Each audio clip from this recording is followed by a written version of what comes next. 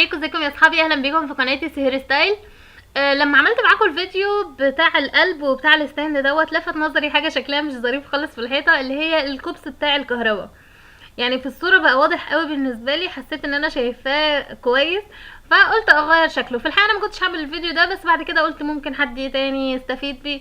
انا بس عملت عليه الفريم دوت وخلى شكله اظرف يعني. فشوف الفيديو يمكن تستفيدوا منه.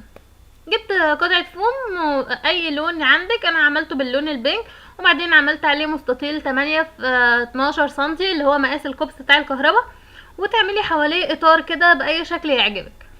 وبعدين بدأت اقصه بالمقص. ممكن تغيري الشكل ده حسب رغبتك عادي.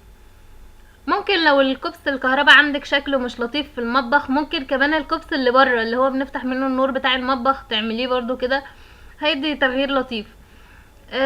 عملته بالشكل ده، قصيت الفريم الخارجي وبعد كده هقص المستطيل اللي جوه اللي هو مقاس 8 في 12 سنتي.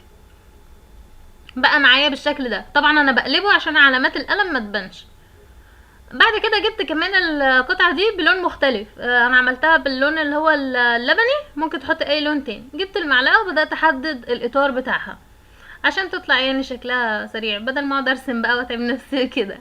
وكمان الشوكة جبتها ورسمت برضو الاطار بتاعها من بره وقصيتهم بالمقص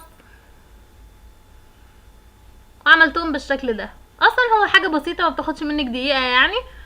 المفروض ان انا كنت هلزقهم بالشكل ده، يعني كل واحدة في جنب كده، بس اللي هو القلب اللي انا حطاه على الحيطة كان هيخبط في الشوكة مش هتبان اصلا، يعني كانت هتيجي وراه. فيدوبك بنحط عليهم نقطة شمع ونلزقها من جوه مش من بره عشان ما يبانش ليها اثر. وانا لزقت الشوكة جنبها، بس طبعا لو انتوا هتعملوها والمساحة عندكم تسمح اعملوها الناحية التانية بحيث انها تبان على الحيطة. وكده بقى شكلها على الحيطة. بصراحة عملت شكل كيوت قوي وما بتاخدش دقيقة، يعني ممكن تعمليها دلوقتي حالا واحنا بنتفرج كده. ان شاء الله الفيديو يعجبكم ويكون سهل عليكم. لو عجبكم متنسوش تعملوا لايك وشير وسبسكرايب للقناة، واشوفكم الفيديو الجاي. باي.